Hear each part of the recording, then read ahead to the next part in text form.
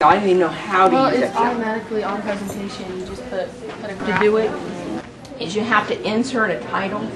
It's very, very cumbersome. Very cumbersome. But you have to insert right there on that graph, so you could do it for this presentation because you don't need error bars or anything. But what you'd have to do is you'd have to draw a little box and insert that right there. And so you would say number of students. So they would know that's the actual number, not percentage. Okay.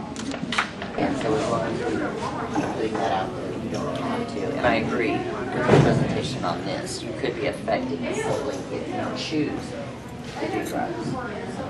Just some suggestions. That's another reason that we did it like this instead of percentages, because if they see it that like, say 70–80% of the high school does drugs, tobacco, and alcohol, they might do them. Okay. If they only because most people don't know how to read graphs like this, looking at it.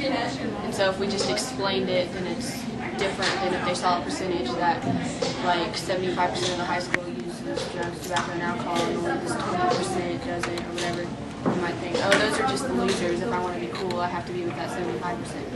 So Would this one go into peer pressure? Yeah, okay. Yeah, like we had that one as a question, but then like if you were easily influenced by others, but we threw that question out because there was only 7 people in the entire school, literally, that said they were easily influenced by others. But yet like 100% of the school does one of these.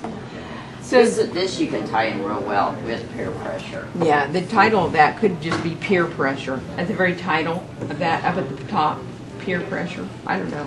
What do you think? Their classes too, so we look really bad. Well, the sophomore class is big too. I know that, but our junior class, I think we have like 50, if not more, kids in our junior class. Right, and so actually seniors, you're right. Seniors only have 40 for the high school. Because I know you're going to go to the middle school first, and it would really be good to present this to the high school. For the high school, you should give them percentages. Well, I didn't really want to do it to the high school because they're not going to change their ways anyways. It's easier to do an impact on someone that hasn't done them over someone that does them, been doing them for years. But look at the freshmen. You have a lot of freshmen who are not doing drugs, tobacco, or alcohol. If you can impress on them that if they start doing this, their younger siblings may have this problem, then they may choose not to do it. And so, and you don't have to go that direction now. Eventually, maybe, next year. It's really good. I think it's powerful. And one thing to keep in mind, like when I teach DARE, you have 3 classifications of students. You have some that will never do drugs of any way or shape or form. And then you have some that due to environmental or whatever, they're almost prone to do them. The people you need to target is the ones in the middle that haven't made up their mind. So, and you've got a lot of kids that think, oh, I might be cool, I can fit in, but their mom's going to kill me, or dad's going to kill me, or whatever. You target the ones in the middle that haven't made up their mind. So that's, and you're not going to stop the ones that are automatically going to do it. And you're not going to make the ones that don't want to do it. You're targeting the ones in the middle that haven't made up their mind, whether they're going to smoke or drink or do drugs. Those are the ones you target. Parent that does drugs, and so we just single them out right there. Especially Great if everybody idea. knows about it or something. Great idea. I like the yes/no on this one.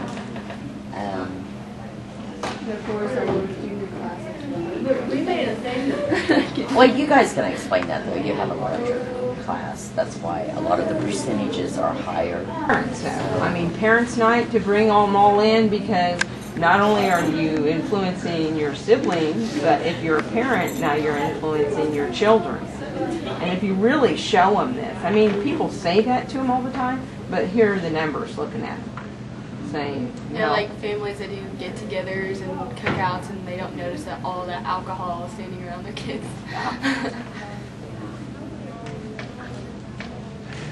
Says there's no set amount you use. It's not like you go and you buy heroin.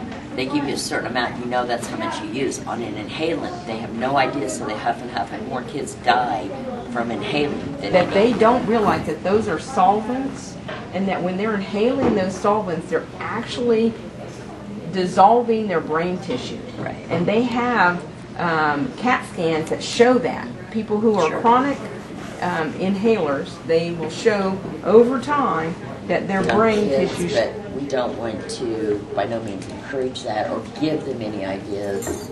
And I know you guys are not trying to do that, but this is the hardest thing I teach, because you can't tell them how and you can't tell them what to use, but you got to try to warn them about not doing it. So yeah, I'd almost take the picture off. Okay, because then all these are names. Yeah. Just so they would, you know. And I think that's great, Yes. that you're throwing the names out, so And when that they you're- hear some other kid talking about laughing gas, yeah, I did laughing gas, they'll know and maybe tell somebody, so we don't have a kid dying from puffing.